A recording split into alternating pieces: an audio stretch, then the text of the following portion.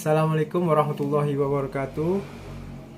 Perkenalkan, nama saya Ananda Fauzi, NIM 20 30 30 20 07 dari kelompok 5 yang terdiri dari saya sendiri, Asra Ade Sukra dan Jeffrey Parwinata. Di sini saya akan menjelaskan materi dari risalah Nabi dan Rasul. Manusia dalam menata hidupnya di dunia ini tidak selamanya berjalan dengan baik dan benar. Baik dan benar bagi dirinya, keluarganya maupun masyarakat di mana dirinya berada. Bahkan sudah menjadi sunnatullah bahwa di hadapan manusia terpampang berbagai macam cobaan yang harus dijalani. Semua cobaan tersebut pada akhirnya sampai pada suatu nilai, yaitu baik dan buruk. Oleh sebab itu, dalam menghadapi berbagai cobaan hidup tersebut, maka dengan sifat Maha Pengasihnya, Allah turunkan dalam Quran surat, dijelaskan pada Quran surat Al-A'raf 172 yang berbunyi, A'udzubillahi minasyaitonirrajim. Bismillahirrahmanirrahim. Wa idh akhadha rabbuka min bani adama min zuhurihim zurriyatahum wa ashhadahum ala anfusihim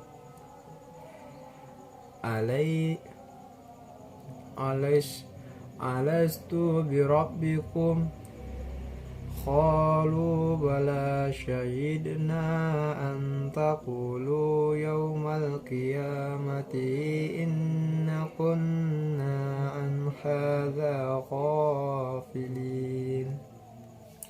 Yang artinya, dan ingatlah ketika Tuhanmu mengeluarkan keturunan anak-anak Adam dari sulbi mereka dan Allah mengambil kesaksian terhadap jiwa mereka seraya berfirman, bukankah aku ini Tuhanmu?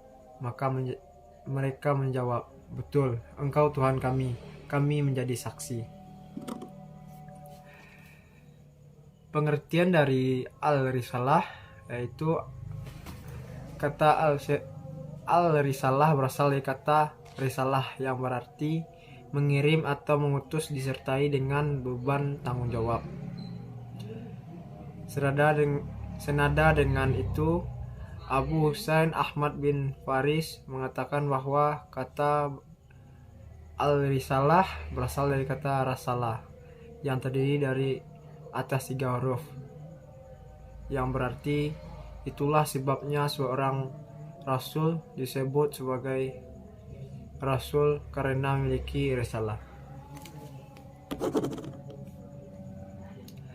Secara istilah, adapun pengertian kata risalah secara istilah yaitu syarif, yaitu adalah yang artinya Allah Subhanahu wa taala mengutus manusia kepada makhluknya disertai dengan syariat, sama saja diperintahkan untuk menyampaikan atau tidak. Dan sama halnya dengan nubuwah, hanya saja kekhususan al-risalah dengan tabligh atau turunnya Jibril, atau dengan kitab atau dengan syariat yang baru, atau tidak ada perintah untuk menyampaikan karena mengikuti syariat pada nabi sebelumnya. Eksistensi al-risalah dalam Al-Quran. Term risalah dalam berbagai bentuknya, baik fi'il maupun isim, didapati dalam Al-Quran sebanyak 514 kali. Terkhusus term al-risalah baik berbentuk mufrad maupun jamak didapati dalam Al-Quran terulang sebanyak 10 kali, dan 10 kali pengulangan, 3 diantaranya berbentuk mufrad yang terdapat dalam Quran surat Al-A'raf 79, Quran Al-Maidah ayat ke-67, Quran Al-An'am 127-24, sisanya dalam bentuk jamak yang terdapat dalam Quran Al-A'raf ayat 62, 68, 97 dan 144.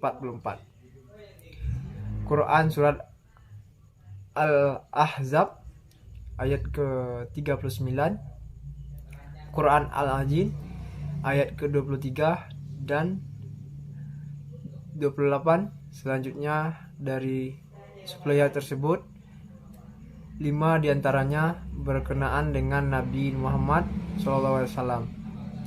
Begitu pula 5 ayat masing-masing berkenaan dengan Nabi Nuh alaihissalam, Nabi Saleh alaihissalam, Nabi Hud alaihissalam, Nabi Syuaib alaihissalam, dan Nabi Musa alaihissalam. Berdasarkan uraian sebelumnya, maka ditegaskan bahwa al-risalah yang terdapat dalam ayat-ayat tersebut merupakan bukti tugas kerasulan dari para rasul.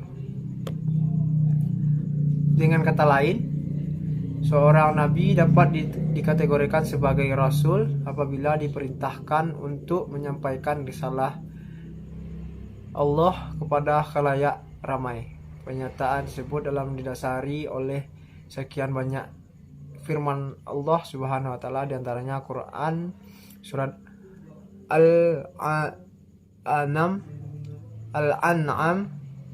124 yang berbunyi,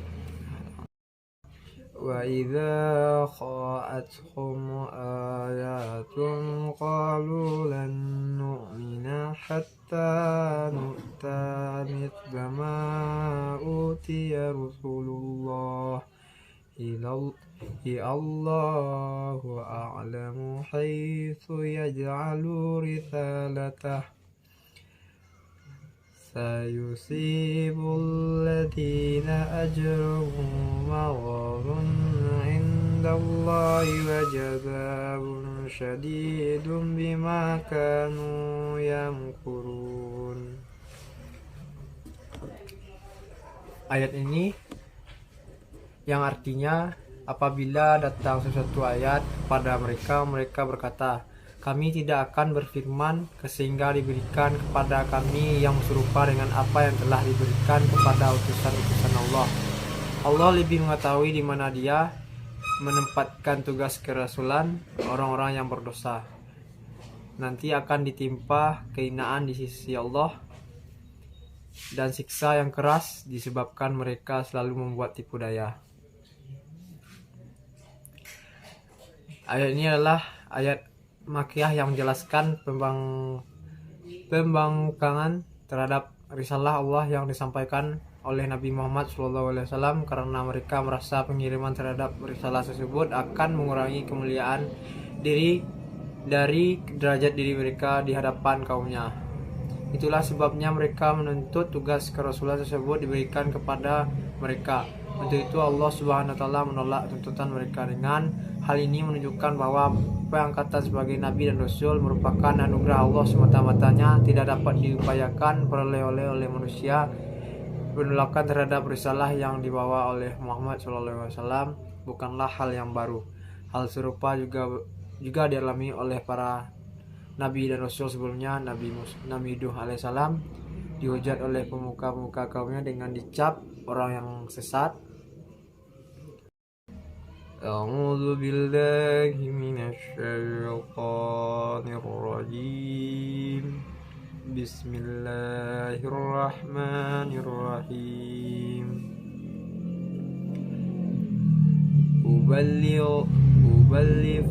Uballighukum risalati rabbi wa ansahu lakum wa a'lamu minallahi ma la ta'lamun.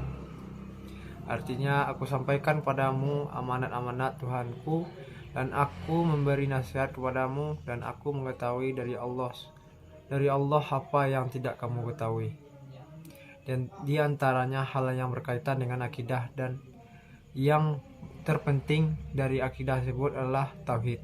Begitu pula hal-hal yang berkaitan dengan adab, nasihat, hukum-hukum amaliyah yang berbentuk ibadah maupun muamalah, Senada dengan ini, Mufassir Al-Zamakhsyari mengungkapkan bahwa kata risalah mengandung pengertian suatu yang diwahyukan kepada Nabi Nuh alaihissalam dalam waktu yang sangat panjang, atau tuntunan ilahi yang beraneka ragam, baik itu perintah, larangan, nasihat, berita gembira dan peringatan. Sementara kedurhakaan dan pembangkangan risalah Allah yang dibawa Nabi Muhammad SAW hanya mendapatkan ancaman kesengsaraan dalam kehidupan akhirat berupa neraka jahanam. Hal ini ditegaskan dalam firman Allah Subhanahu wa taala Quran surat Al-Jin ayat ke-23. A'udzu billahi minasyaitonir rajim.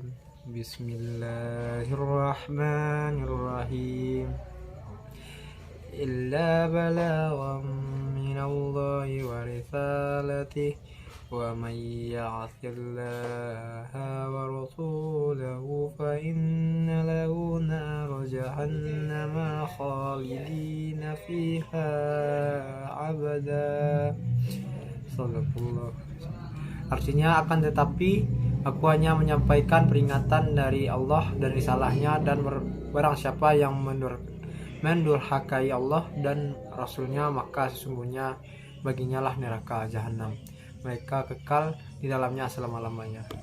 Melihat referensi ayat sebelum dalam surat Al-Jin ini, maka ayat ini selain menegaskan ancaman berupa neraka jahanam bagi orang-orang yang ingkar terhadap risalah ilahi, jangan juga menegaskan fungsi dari tugas Rasulullah SAW, yaitu pembawa risalah ilahi yang harus disampaikan kepada para hamba Allah.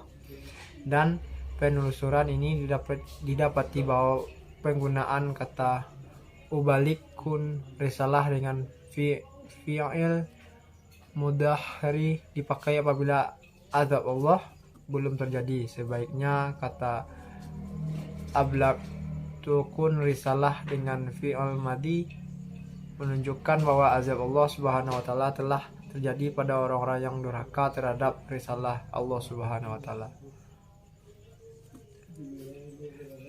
Fungsi dan tugas para rasul tersebut sebagai pembawa dan penyampai risalah Allah merupakan kewajiban yang harus diturunkan.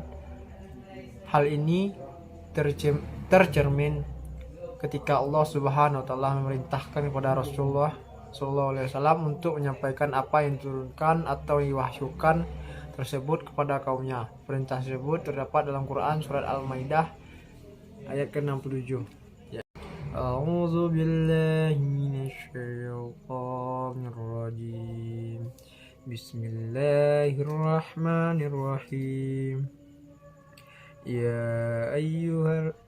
Ya ayyuhar rasulu balligh ma unzila ilaika min rabbik wa illam taf'al fama ballaghta risalatah wallahu ya'simuka minan nas innallaha la yahdil qaumal kafirin. Shadaqallahul azim. Artinya, hai Rasul, sampaikanlah apa yang diturunkan kepadamu dari Tuhanmu, dan jika tidak kamu kerjakan apa yang diperintahkan itu, berarti kamu tidak menyampaikan amanatnya. Kelihatannya ayat ini merupakan peringatan buat Rasulullah SAW agar menyampaikan semua yang diwahyukan padanya dan tidak menyembunyikannya karena takut mendapat tekanan dari kaumnya. Begitu pula adanya jika menyampaikan sebagian tanpa sebagian lainnya, sama saja menyembunyikan keseluruhannya. Hal tersebut bisa dipahami karena wahyu yang diberikan kepada Rasulullah merupakan satu kesatuan utuh. Urgensi risalah ilahi dalam kehidupan manusia. Sebagaimana telah diuraikan dari awal bahwa manusia dalam menata hidupnya di dunia ini senantiasa membutuhkan petunjuk untuk pedomani supaya tidak tersesat dari rel kebenaran. Untuk itulah para nabi dan rasul diutus dengan membawa risalah ilahi dalam rangka mengingatkan kembali manusia agar kembali ke jalan yang benar. Menurut Fakhrur Rahman bahwa nabi diutus oleh Allah untuk mencegah kejahatan dan menyampaikan kabar gembira kepada orang-orang yang saleh. Itulah sebabnya mengapa istilah yang menyampaikan kabar gembira dan yang menyampaikan peringatan sering dinyatakan Al-Quran, terutama sekali di masa-masa awal kenabian Muhammad SAW. Dari uraian singkat tersebut jelas sekali peranan risalah ilahi dalam kehidupan manusia. Tanpa tuntunan risalah Allah yang telah disampaikan oleh para nabi dan rasul, niscaya kehidupan manusia di muka bumi ini akan mengalami kekacauan. Hal ini disebabkan oleh tidak adanya pedoman yang tetap sekaligus sebagai pengontrol dalam kehidupan ini. Dengan adanya risalah Allah Subhanahu wa taala, harkat manusia terangkat pada tempat yang seharusnya. Sekian dapat yang saya sampaikan. Jika ada yang lebih terkurang mohon dimaafkan. Assalamualaikum warahmatullahi wabarakatuh.